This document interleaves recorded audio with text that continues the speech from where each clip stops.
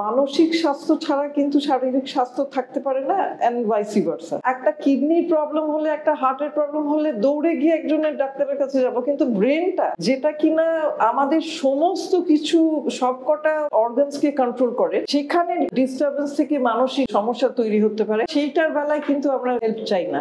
Actually কি হয়, যখন আমরা খুব ডিস্ট্রেসড ফিল করি তখন কিছু নিউরোট্রান্সমিটার, কিছু কেমিক্যাল, কিছু টক্সিনস রিলিজড হয় যেগুলো গিয়ে আমাদের শরীরটাকেও হার্ম করে। কাজেই সেই জন্যই মানসিক সুস্থতাটা এতটা ইম্পর্টেন্ট। এবং ওয়ার্ল্ড হেলথ অর্গানাইজেশন একটা আছে যে there can be no health without mental health. যদি তুমি বলো 25 থেকে 50, তাহলে আমি বলবো সবচেয়ে বেশি যেটা দেখা যায় হচ্ছে ডিপ্রেশন আর অ্যাংজাইটি। কিছু কন্ডিশনিং দিয়ে একটা মেয়েকে তৈরি করা হয়, যেটা কিন্তু একটা ছেলেকে কখনোই করা হয় না। সেটা হচ্ছে যে তোমাকে অ্যাডজাস্ট করতে হবে। তুমি যদি কেরিয়ার করতে চাও, এবং আজকাল কেরিয়ারের ওপর একটা প্রেশার দেওয়া হয়, কিন্তু কেরিয়ারের সাথে তোমাকে কিন্তু একজন খুব ভালো ওয়াইফ হতে হবে।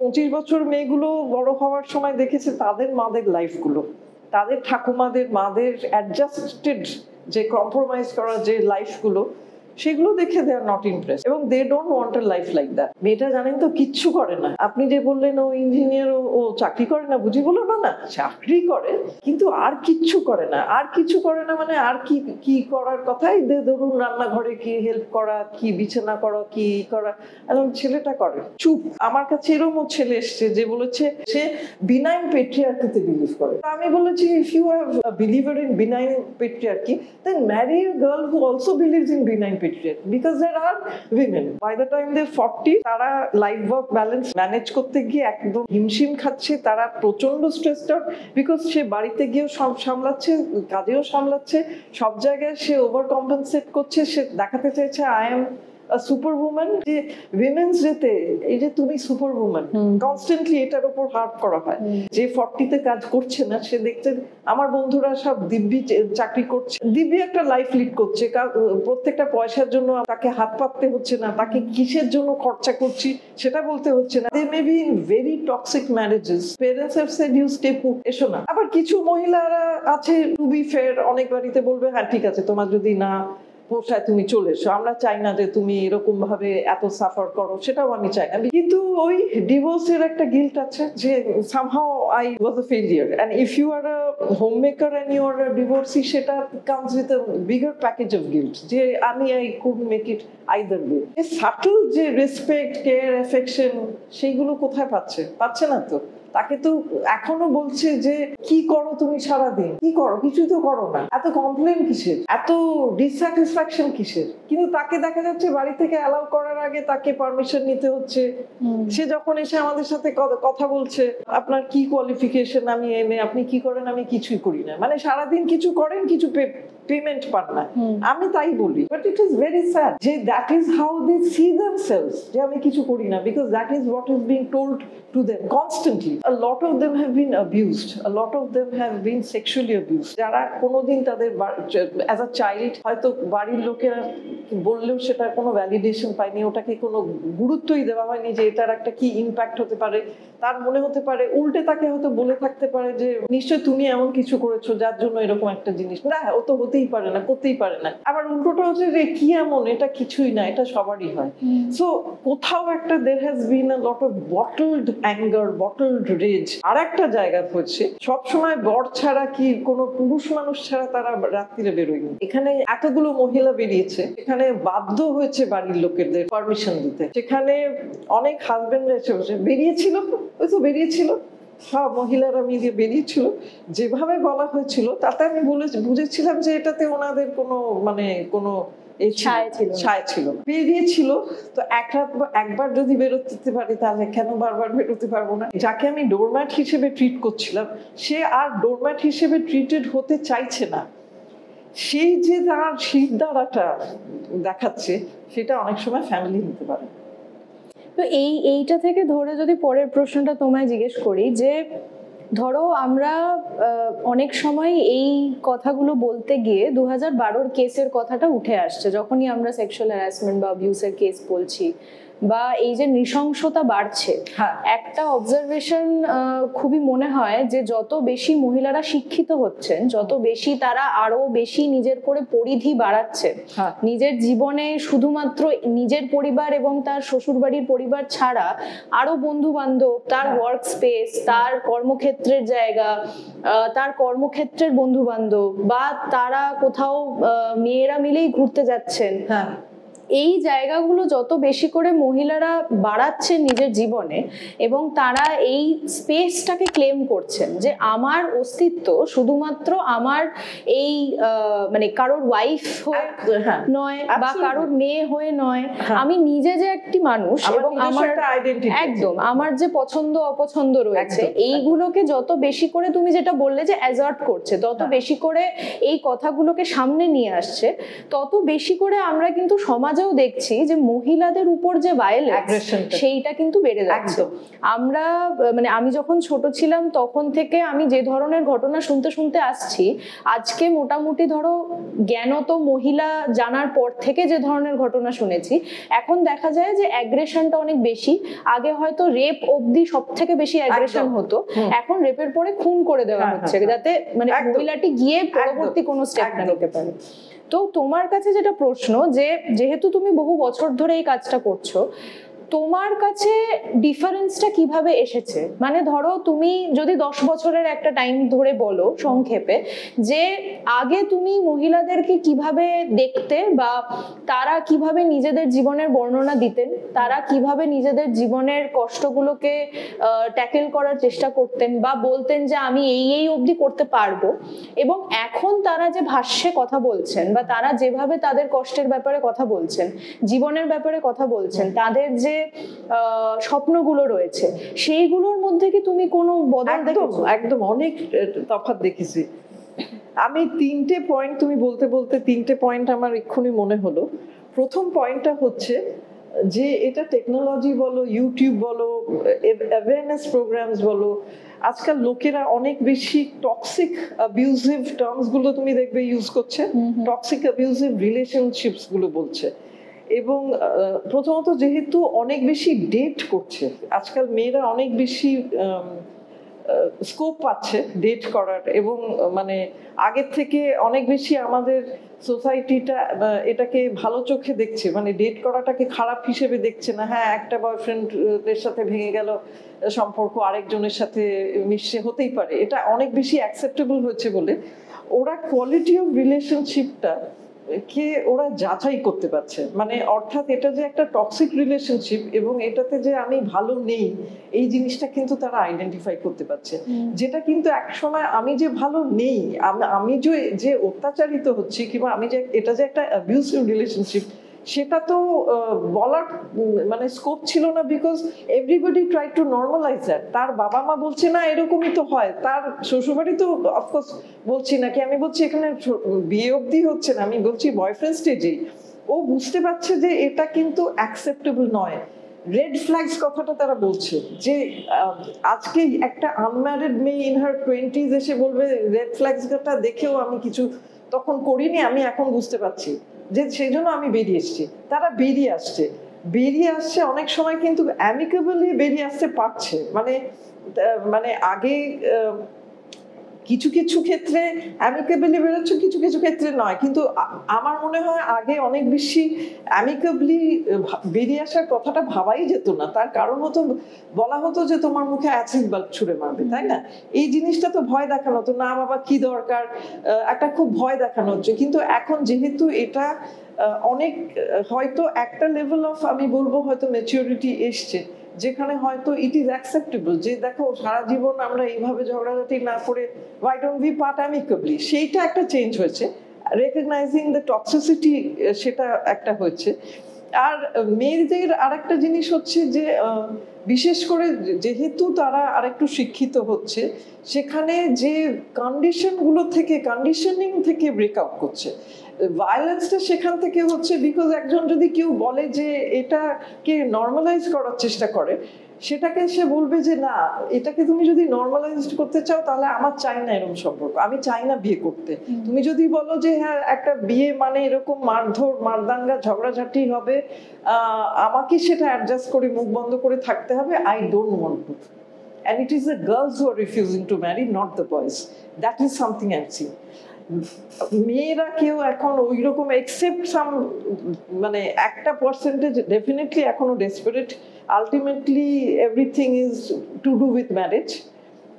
কিন্তু ওই আমি বিয়েটাই আমার কাছে সবকিছু, ওই জায়গাটা থেকে একটা অনেক পরিবর্তন হচ্ছে। আজকে 10 বছর আগে যদি একটা মেয়ে বলতো যে আমি বিয়ে করব না, তার মা দৌড়তে দৌড়তে তাকে নিয়ে আসতো যে একে মানে আমরা যাতে থেরাপি করে ওকে বোঝাই যে বিয়ে করুক। আজকে আমি বলবো যে সেখানে 8টা মেয়ে কি 7টা মেয়ে বলবে যে না আমি বিয়ে করবো না, I am not ready for marriage. এই যে I am not ready for marriage, এইটা সে বুঝতে পারছে।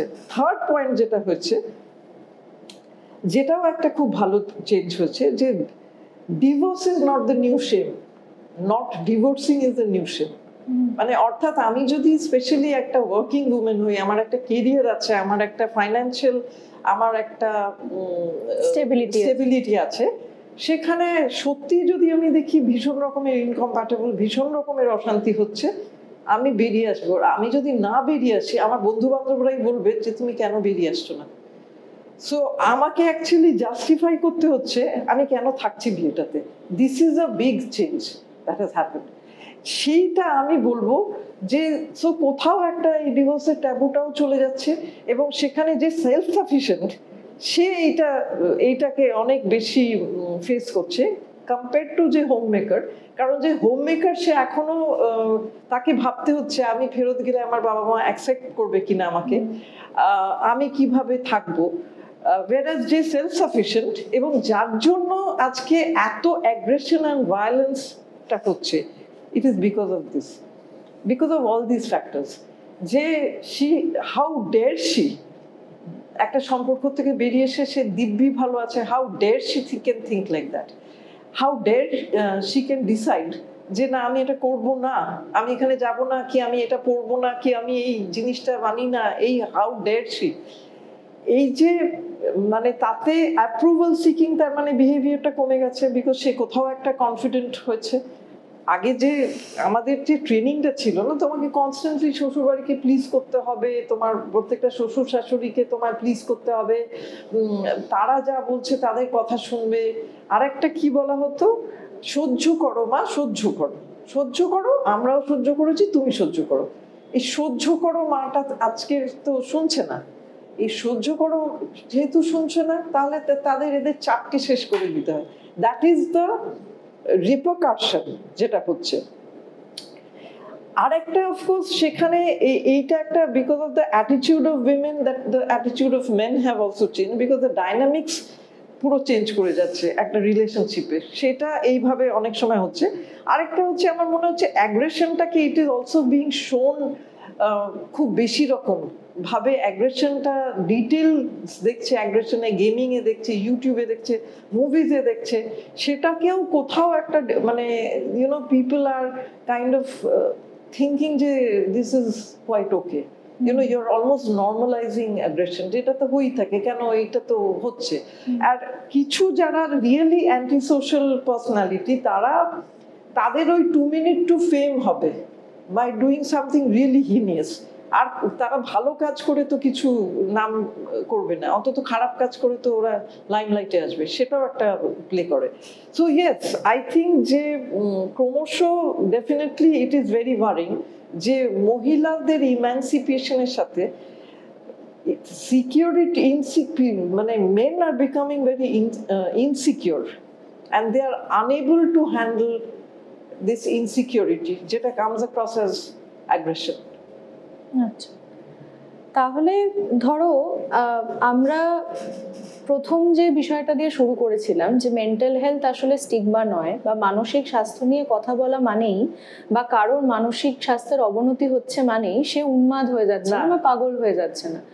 এই বিষয়টাকে ধরেই যদি আজকে এই আলোচনার মধ্যে বুঝতে হয় যে তুমি বললে যে 25 থেকে 50-এর মধ্যে যারা তোমার কাছে এখন আসছেন তাদের মধ্যে সব থেকে বেশি করে ডিপ্রেশন এবং অ্যাংজাইটি তুমি দেখতে পেয়েছো।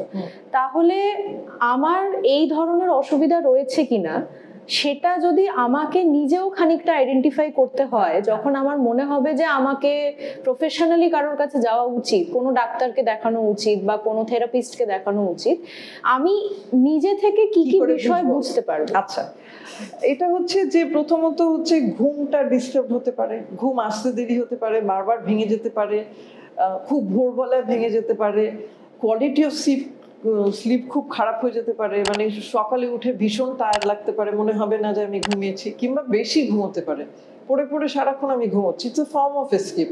ঘুমটা এফেক্টেড হতে পারে, খিদেটা নয় বেড়ে যেতে পারে নয় কমে যেতে পারে, মানে অনেক সময় খুব মন খারাপ হলে খুব বেশি খেতে ইচ্ছে করে, বিকজ আমি ওই একটাই জিনিস আমাকে আনন্দ দিচ্ছে। আর যখন খুব খেতে ইচ্ছে করে অবভিয়াসলি কেউ শশা তো খাবে না, তারা চকলেট খাবে, মিষ্টি খাবে, ভাজাভুজি খাবে, তো ওয়েট গেইন হয়, কিংবা একদম খিদেটা চলে যেতে পারে, তো সেখানে ওয়েট লসও হতে পারে। বেশিরভাগ সময় মনটা অ্যাকচুয়ালি খুব খারাপ থাকে, কোনো সময় কিছু ভালো লাগে না, মানে ইভেন তার যে যে জিনিসগুলো ভালো লাগতো একটা সময়, তার যা হবিজ ছিল, তার যা ইন্টারেস্ট ছিল, সেগুলো আর ভালো লাগছে না, মানে সে ইভেন লোকেদের সাথে কথা বলতেও তার ইচ্ছে করে না, মানে সে আস্তে আস্তে সে মানে কাট অফ করে নিজেকে, অনেকটা আইসোলেট করে ফেলে। সে খুব রেগে যেতে পারে, খুব খিটখিটে হতে পারে, খুব বেশি রকম কান্নাকাটি, ইমোশনাল কন্ট্রোলটা চলে যায়, মানে নয় সে প্রচন্ড রেগে যাচ্ছে, একটা পান থেকে চুন খসলে একটা খুব ছোটখাটো জিনিসে হয়তো সে প্রচন্ড রেগে যাচ্ছে, কিংবা সে হাউ হাউ করে কাঁদছে, কিংবা সে ভীষণ টেনশন করছে, একটা খুব ছোটখাটো জিনিস নিয়েও হয়তো সে খুব টেনশন করতে আরম্ভ করলো, তার প্যানিক অ্যাটাক হতে পারে। তারপরে হচ্ছে যে সে কোনো জিনিসে কনসেন্ট্রেট করতে পারছে না, কিংবা খুব সহজে ভুলে যাচ্ছে, কিংবা তার একই সময় মনে হয় সব ছেড়ে ছুড়ে কোথাও চলে যায়, মানে ড্রাস্টিক কিছু করে ফেলি, মরে যাই, মানে নিজেকে শেষ করে ফেলি। নিজেকে শেষ করে ফেলা স্টেজে যখন একজন আসে, তার মানে কিন্তু তার অনেকটা ডিটোরিয়েশন। হ্যাঁ হ্যাঁ। আর একটা হয় যে তার হয়তো এই মেন্টাল সিমটম গুলো থাকলো না, কিন্তু তার হয়তো যেটা বললাম যে ব্লাড প্রেশার, ব্লাড সুগার কন্ট্রোলে থাকছে না, প্রচন্ড অ্যাসিডিটি হচ্ছে, কিংবা অনেক পেটের গন্ডগোল হচ্ছে, সারা গায়ে ব্যথা হচ্ছে, সারাক্ষণ মাথা ব্যথা করছে, তার হয়তো মনে হচ্ছে যে মানে সে নানা রকম ডাক্তারের কাছে যাচ্ছে, কিংবা তার মনে হচ্ছে আমার একটা খুব বড় রোগ কিছু হয়েছে, আমি মরে যেতে পারি, সে মানে কিছু ফিজিক্যাল সিমটমস নিয়ে আসছে। সে হয়তো মেন্টাল সিমটমস গুলো তাকে যদি জিজ্ঞেস করা হয়, অনেক সময় হয়তো সে যখন খুব বেশি সিভিয়ার, সে হয়তো বলতেও পারে না যে অ্যাকচুয়ালি সে কিন্তু খুব ডিপ্রেসড, সে এত একটা আমরা মুখোশ পরে চলি, তো এত তাকে সারাক্ষণ বলতে হয় না আমি খুব ভালো আছি, আমার তো স্বামী খুব ভালো, মানে আমি যার জন্য চেষ্টা করি তাদের সাথে আলাদা কথা বলতে, যে তারা মানে বাড়ির লোকের সামনে বলবে না আমার বাড়িতে কোনো প্রবলেম নেই, ভীষণ ভালো, জানেন তো হাজবেন্ড ভীষণ ভালো, ছেলে ভীষণ ভালো, সবাই খুব ভালো, যেই আলাদা করে কথা বলে একটু আরেকটু ওখানে পারসিস্ট করে যদি আমি বার করার চেষ্টা করি, অনেক কিছু বেরিয়ে আসবে। এবং সেখানে দেখা যায় যে হাজবেন্ড শর্ট টেম্পার্ড, কথায় কথায় এই যে তোমার উপর এত খরচা, এত ডাক্তারের কাছে, সেই তো তোমার এত মানসিক দুর্বলতা, এরকম একটা কিছু হয়তো বলছে। হাজবেন্ড হয়তো ভালো, হাজবেন্ড হয়তো সত্যিই ভালো, মানে যে ক্রাইটেরিয়া গুলো দিয়ে হাজবেন্ডের ভালো বলা হয় সেই হিসেবে ভালো, অনেক টাকা রোজগার করছে, বাড়িতে হয়তো অনেক কাজের লোক আছে, গাড়ি আছে, বাড়ি আছে, সেই সব আছে, অনেক কিছু অ্যাসেটস আছে, কিন্তু সে তার সেই ধৈর্যটা নেই, তার সেই মানে সে এমন এমন কিছু কথা বলে, তাকে এমন কিছু ক্রিটিসাইজ করে, এমন ভাবে তাকে অন্যদের সাথে হয়তো তুলনা করে, মানে তুমি কি করছো, তুমি তো সারা জীবনটা ওয়েস্ট করলে, একটা মানে তোমার লাইফটা ওয়েস্টটা যে কেন করলো সেটার পেছনে গেলে দেখা যাবে যে তাকেই হয়তো ইনসিস্ট করেছিল একসময় যে না তুমি কাজ করবে না, এখন তাকেই তুলনা করা হচ্ছে যে অমুক এই করছে, তমুক তো এই করছে, কই তুমি তো কিছুই একটা বাড়ি শুদ্ধ ম্যানেজ করতে পারছো না। তো সেই জন্য সে এতটা অভ্যস্ত বলতে যে আমি ভালো আছি, যে সে যে অ্যাকচুয়ালি মেন্টালি নিজেকে একদম কাট অফ করেছে, বলবেই না যে আমি, কিন্তু তাকে দেখলেই বোঝা যায় খুব ডিপ্রেস, তার চোখ দেখলেই বোঝা যায়, তার মুখের এক্সপ্রেশন দেখলেই বোঝা যায়। সো এইগুলো কয়েকটা লক্ষণ। সো অনেক সময় যদি কোনো ডাক্তার বলে যে আপনাকে অ্যাকচুয়ালি আপনার এটা ডাক্তাররাও হয়তো এক এক সময় ঠিকভাবে বলে না, বলে আপনার কিছু হয়নি, আপনি সাইকিয়াট্রিস্টকে দেখান। That is a wrong way of saying. I think যেটা বলা দরকার যে দেখুন আপনার আমার মনে হয় যে খুব আপনি একটা স্ট্রেসের মধ্যে দিয়ে যাচ্ছেন, আপনার হয়তো খুব প্রচন্ড অ্যাংজাইটি রয়েছে, কিংবা আপনি হয়তো খুব ওভার থিঙ্ক করেন, খুব টেনশন করেন, যে এই শব্দগুলো ব্যবহার করে, তখন visit to a psychiatrist becomes less judgemental. তখন মনে হয় না যে ও আমি কি তাহলে ইমাজিন করছি, আমার সত্যিই ব্যথা করছে, আমার সত্যি পেটের এই গন্ডগোল হচ্ছে, এই যে আইবিএস ইত্যাদি এগুলো সত্যিই আমার এগুলো হচ্ছে। তো সেখানে যদি কেউ বলে ওভার থিঙ্ক করি, অনেকে রিলেট করতে পারে, আপনি খুব স্ট্রেসে রয়েছেন, এইটা সবাই রিলেট করতে পারে। কিন্তু ওইভাবে নেগেটিভলি না বলে যদি আমার মনে হয় এমনভাবে বলা উচিত যেটাতে ট্রিটমেন্ট বিকামস অ্যাকসেপ্টেবল। এবং অনেকের ক্ষেত্রে কি হয়, হয়তো ডাক্তাররা যখন ঘুমের সমস্যা হচ্ছে শুনে একটা ঘুমের ওষুধ দিয়ে দেয়, তাতে কি হচ্ছে একজন ঘুমের ওষুধের উপর ডিপেন্ডেন্ট হয়ে যাচ্ছে। এবার ঘুমের ওষুধের উপর ডিপেন্ডেন্ট হচ্ছে, দুদিন পরে আরো ডোজটা বাড়ানো হচ্ছে, একটার সময় হচ্ছে দেখছি ওই ঘুমের ওষুধকে আমি ঘুমোলে একমাত্র আমি কিছুটা ভালো ফিল করি, সেজন্য সে হয়তো মুঠো মুঠো এবার ঘুমের ওষুধের ডিপেন্ডেন্ট হয়ে যাচ্ছে, বিকজ কোনো একজন ডাক্তার তাকে আর ওটাকে উইন অফ করেনি। তাতে আর একটা এক্সট্রা লেভেল হয়ে গেল, এতো মুঠো মুঠো ঘুমের ওষুধকে ঘুমোচ্ছে। কিন্তু আমরা একবারও জানতে চাইছি না যে পেছনের স্টোরিটা কি, what is going on in her life. তো সেইগুলো তো আমাদের জানা দরকার। আর একটা জিনিস যেটা হয় যে আমরা তো এখানে শুধু ওষুধ দিয়ে না, আমরা থেরাপিতে রিফার করছি। তো থেরাপিতে ফার্স্ট টাইম একজন 45 মিনিট কি 40 মিনিট ধরে একজন ওনার কথাটা শুনছেন, ওনার দুঃখটাকে কেউ জাজমেন্ট পাস করছে না, ওনার কথাটা শুনে সে ভ্যালিডেটেড হচ্ছে, তোমার প্রতি এটা হয়েছে, খুব অন্যায় হচ্ছে, it is not right what happened. এই যে জায়গাটা যেটা হয়তো সে কারোর কাছে শোনেননি, সেইখানটাতে ওর একটা লেভেল অফ কনফিডেন্স আস্তে আস্তে বিল্ড আপ করতে আরম্ভ করে।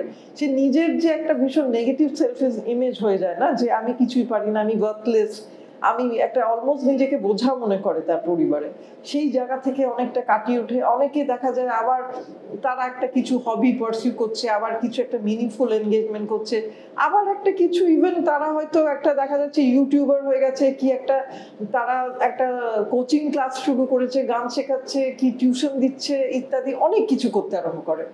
এবং সেইটা থেকে একটা মানে আলটিমেটলি ফ্যামিলি রিয়েলাইজেস যে হ্যাঁ সত্যি ট্রিটমেন্টটা করে আমাদের হোল ফ্যামিলিটা কত বেটার আছে।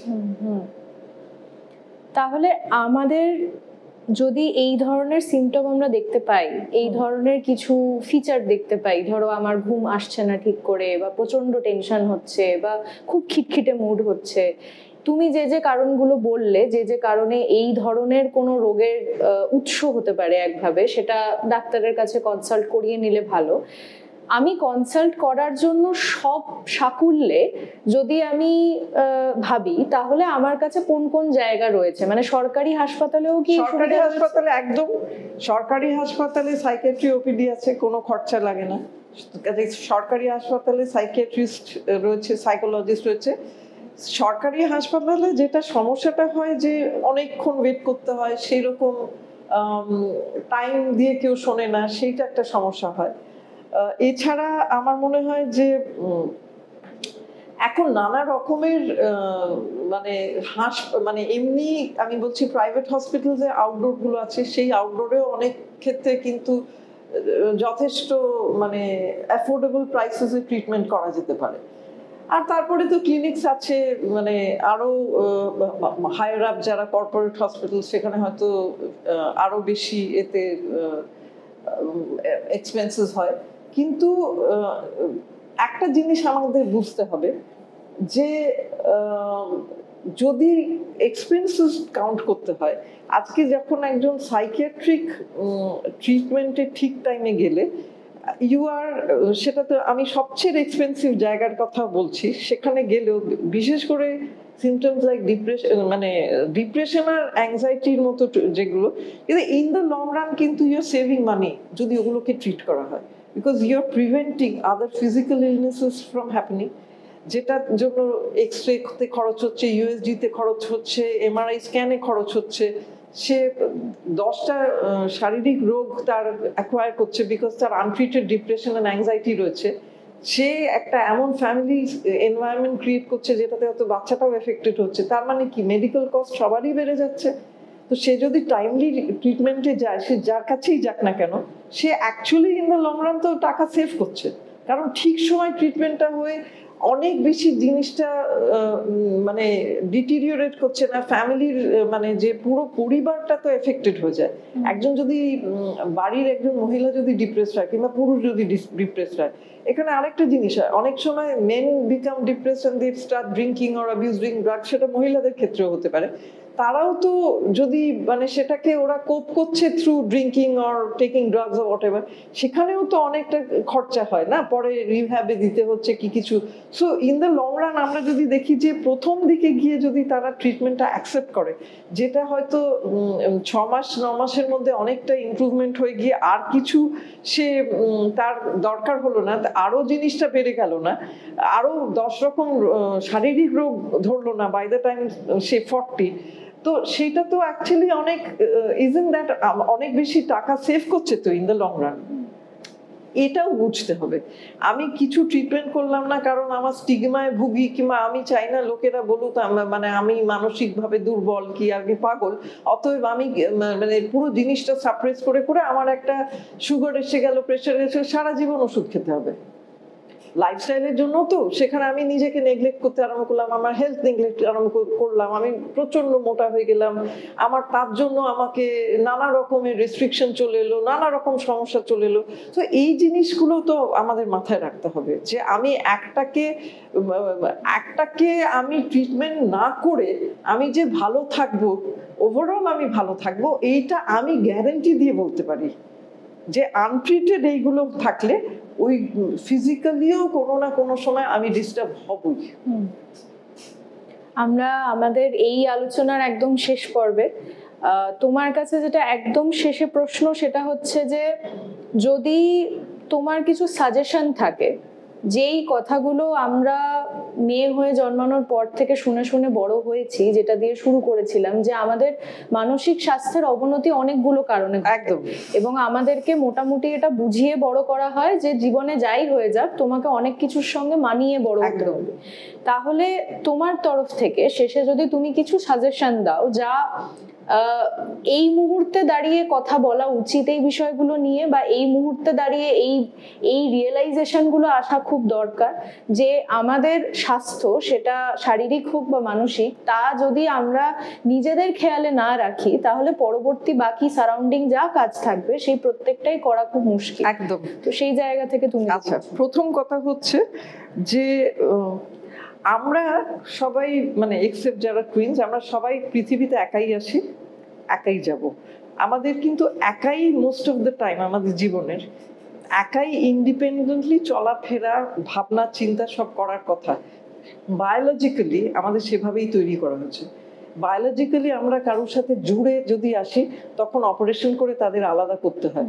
কাজে আমার এই আলাদা আইডেন্টিটিটা আমাকে মাথায় রাখতে হবে যে এটা আমার সারা জীবনে থাকবে।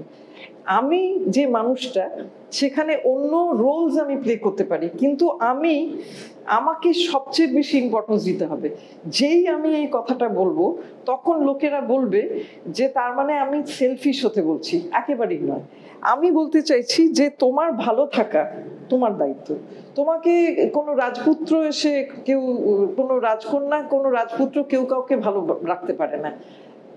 তোমার ভালো থাকার জন্য তুমি নিজের একটা পাথ দিয়ে যাবে যেটাতে তুমি সুস্থ থাকো শারীরিকভাবে, মানসিকভাবে। তুমি তোমার নিজের ডেভেলপমেন্ট আর গ্রোথের জন্য তুমি ভাববে, সেটাকে ইম্পর্টেন্স দেবে। অর্থাৎ তুমি ছোটবেলায় তুমি যখন কিছু করছো তুমি বুঝবে যে এটা তোমার নিজের সেলফ ডেভেলপমেন্টের জন্য করছো, তোমার নিজের উন্নতির জন্য করছো, আর কারোর জন্য না। কাজেই ছোটবেলায় যদি বাবা মা বলে পড়াশোনা কর, তাহলে পড়াশোনাটা ওদের জন্য না, নট বিকজ ওদেরকে একটা তোমাকে কিছু প্রমাণ করে দেখাতে হবে, বাট বিকজ তুমি একটা কেরিয়ার তোমার তৈরি হলে লাইফটা তোমারই অনেক ইজিয়ার হয়ে যাবে।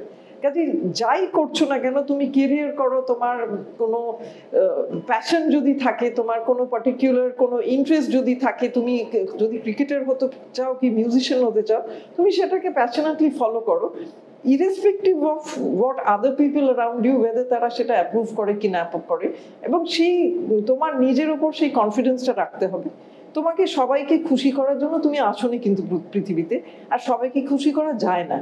সবাইকে খুশি করতে গিয়ে একটা জিনিস ডেফিনেটলি গ্যারান্টি করে দিয়ে বলা যেতে পারে, তুমি ডেফিনেটলি কখনো নিজে খুশি হবে না। সবাইকে খুশি করা সম্ভব না, বিকজ সবাইকে যদি তুমি প্রত্যেকের আলাদা আলাদা রিকোয়ারমেন্ট, তাহলে তুমি তোমার তাহলে কোনো ব্যক্তিত্বই থাকে না, এবং ব্যক্তিত্ব না থাকলে তোমাকে কেউ কোনো নম্বরই দেবে না পৃথিবীতে।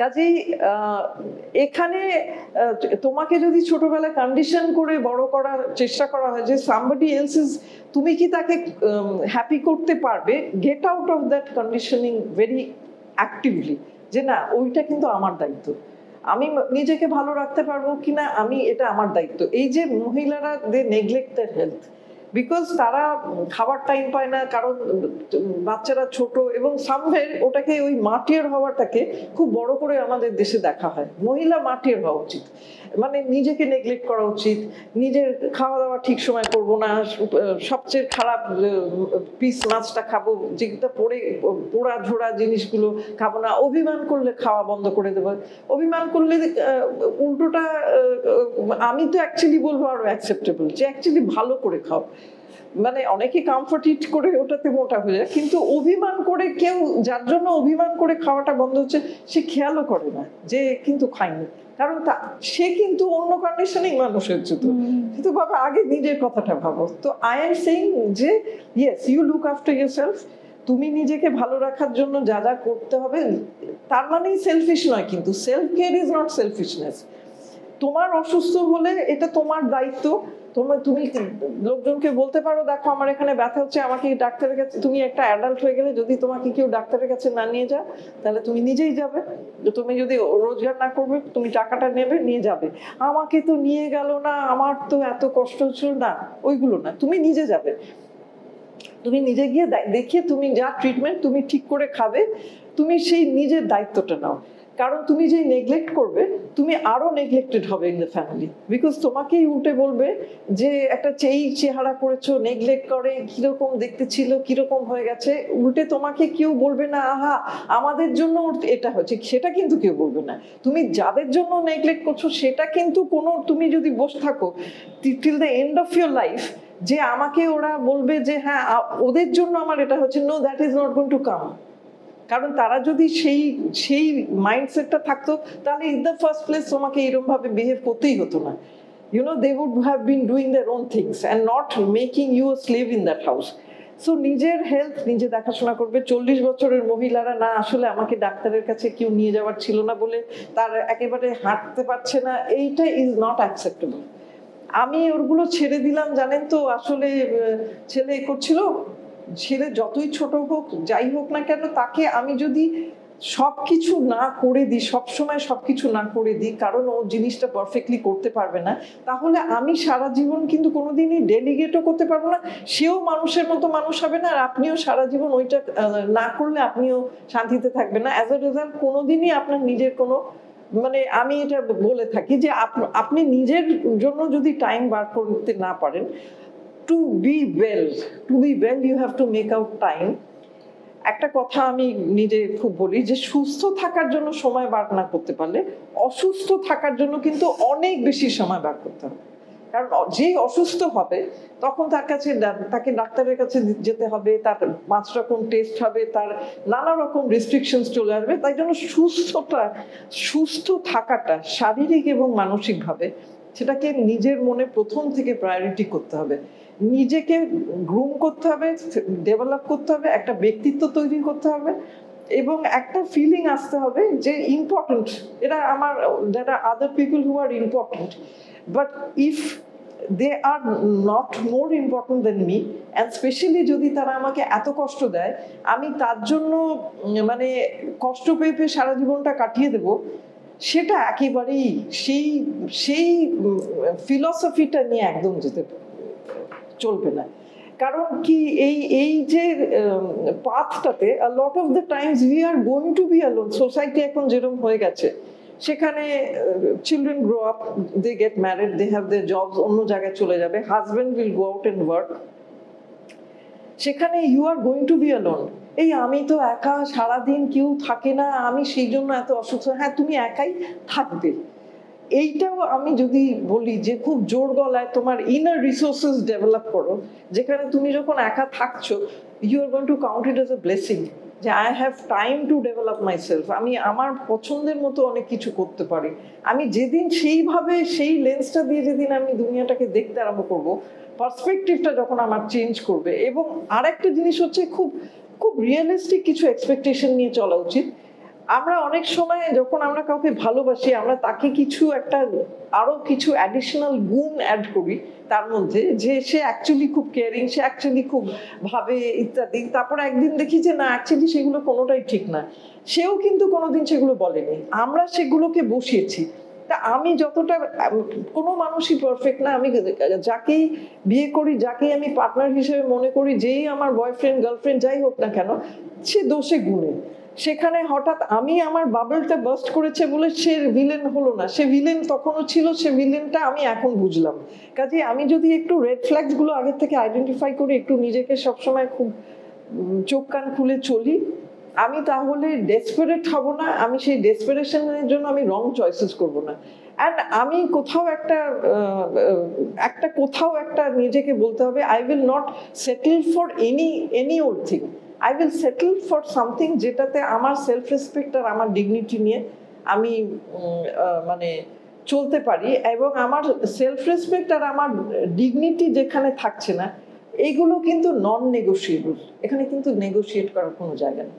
তো কোথাও আমার স্ট্যান্ডার্ড আমি তৈরি করছি, যে স্ট্যান্ডার্ডের যদি কাছে লোকজন মিট আপ না করতে পারে, আমি তাদের সাথে কর্ডিয়াল রিলেশনশিপ রাখবো, কিন্তু আমি তাদের কাছ থেকে বিরাট কিছু এক্সপেক্ট করবো না, আমি বিরাট কিছু হার্টও হব না। এইগুলো মাথায় রাখলে আই থিঙ্ক, এবং of course maintaining a lifestyle, when I talk about good health, mental and lifestyle, addictions avoid করা উচিত, একটা প্রপার সময় ঘুমোতে যাওয়া উচিত, ওঠা উচিত, নিউট্রিশিয়াস ফুড খাওয়া উচিত, এক্সারসাইজ রেজিমের মধ্যে থাকা উচিত, মানে খুব মানে কি বলবো, নিজেকে আপগ্রেড করা উচিত অল দ্য টাইম। নিজেকে যেরকম সফটওয়্যার আপগ্রেড করা উচিত, আমাদের নিজেদের যে সফটওয়্যারটাকে কনস্ট্যান্টলি আপগ্রেড করা উচিত। ইন দ্য সেন্স, আমি আরেকটু বেশি নলেজেবল হলো, আমি ইউটিউব দেখলাম, কত ওয়েতে আমি ভালো সিনেমা দেখলাম, আমি ভালো কিছু প্রোগ্রাম দেখলাম, সেগুলো খুব অনেককে কিন্তু এইগুলো করে, যে বিশেষ করে ইউটিউব দেখে, ভালো সিনেমা দেখে কত তারা বেশি তাদের মধ্যে মাইন্ডসেটের মধ্যে চেঞ্জ আসতে পারে। So I think awareness, self-awareness is something that need to work on and improve in themselves. Because ultimately আমরা একমাত্র নিজেদেরই ইমপ্রুভ করতে পারি, আমরা অন্যদের চেঞ্জ করতে পারি না। অনেক ধন্যবাদ রিমাদি, তুমি অনেকগুলো কথা বেশ ভালোভাবে সহজভাবে বোঝানোর চেষ্টা করলে। আমরা আজকে আমাদের কথাবার্তা এখানেই শেষ করছি, আলোচনা এখানেই শেষ করছি। আশা করছি আপনারা কিছু প্রশ্নের জবাব নিশ্চয়ই পেয়েছেন, আর বাকি যে প্রশ্নগুলো থাকছে সেগুলি অবশ্যই কমেন্ট সেকশনে জানাবেন। আমরা মানসিক স্বাস্থ্য নিয়েও আরও কয়েকটি ভিডিও করার চেষ্টা করব, আরও কিছু মানুষজনের সঙ্গে কথা বলার চেষ্টা করব, এবং ভালো করে বোঝার চেষ্টা করব যে ঠিক যেরকম আমাদের জ্বর হলে, সর্দি কাশি হলে আমরা নির্দ্বিধায় ডাক্তারের কাছে যেতে পারি এবং সেইটা নিয়ে কখনো কোনো দ্বিধাবোধ করি না, সেইভাবেই মানসিক স্বাস্থ্য নিয়ে আজ 2024-এ দাঁড়িয়ে আমাদের সত্যি বারবার কথাবার্তা বলা উচিত, সেগুলিকে বোঝা উচিত যে কোন কোন বিষয়ে আমাদের মানসিক স্বাস্থ্যের অবনতির কারণ হয়ে দাঁড়াচ্ছে, এবং আমরা সেগুলিকে কিভাবে ট্যাকেল করতে পারবো, কিভাবে সেইগুলি নিয়ে জীবনে কাজ করতে পারবো, যাতে আরো সুস্থ জীবন আমরা আমাদের জন্য বানিয়ে তুলতে পারি। অনেক ধন্যবাদ।